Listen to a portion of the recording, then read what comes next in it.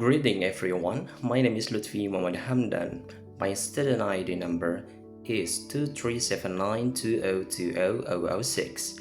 For this stylistic examination, I will be deconstructing one of the most significant passages in English literature, the soliloquy from William Shakespeare Hamlet, Act 3, Scene 1, sourced from the MIT Shakespeare Archive. My objective is to uncover how Shakespeare constructs psychological depth through language. To do this, I will analyze the text through 5 specific lenses: phonological patterns, syntactic structure, prosody, figurative language, and also narrative perspective. And without further ado, let's jump into the following explanation. First, phonological patterns. I will begin with phonology. The text exhibits a distinct use of sibilants, which is a specific form of alliteration relying on a sound. We observe this in the line, the slings and arrows of outrageous fortunes. Analytically, this is not merely decoration. The repetition of the sharp S sound creates a sinister, hissing quality. It audibly represents the swift movement of projectile, reinforcing the atmosphere of dangers and sharp pain of Hamlet's existence.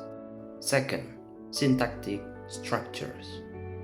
Regarding of syntax, the passage is defined by its balanced parallelism within complex sentence structure.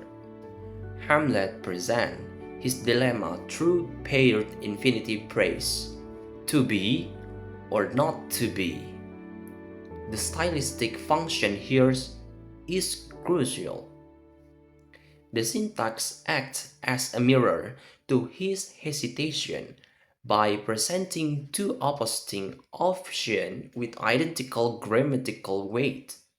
Shakespeare structurally forced the reader to feel the stalemate in Hamlet's mind. The sentence structure itself is undecided, just like the character. Third, prosody analysis. Moving on to prosody. As expected in Shakespearean tragedy, the meta is lembic pentameta. Allow me to demonstrate the rhythm. To be or not to be, that is the questions. Whether this nobler in mind to suffer. While the day-dawn heartbeat is present, the first line notably ends with feminine endings, an extra unstressed syllable on question. This metrical deviation subtly a signal that his true process is unstable and unresolved. Fourth, figurative language. In terms of figurative language, the text centers on the powerful metaphor, a sea of troubles. The textual evidence is or to take arms against a sea of troubles. Cognitively, this maps the concept of problems onto the domain of the endless ocean. This imagery suggests that his burdens are vast, drowning, and elemental. Furthermore, the idea of fighting a sea with weapons highlights its absurdity and futility of his struggle against fate. Fifth, narrative perspective. Finally, the narrative perspective. The mode employed is the soliloquy, utilizing the first-person point of view. The narrative effect of this mode is psychological transparency. Unlike a dialogue, where a character might lie to the others, a soliloquy grants to the audience direct access to Hamlet's subconscious. We are not just observing Hamlet, we are inhibiting his mind during his most vulnerable moment. To conclude, this analysis demonstrates that Shakespeare's genius lies in his technical precision.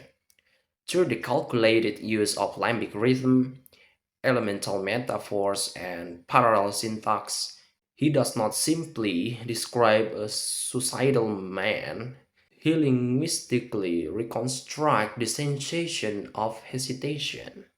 The form of the text perfectly mirror its content. This concludes my stylistic analysis of Hamlet. I'm Lutfi Hamdan. Thank you for watching.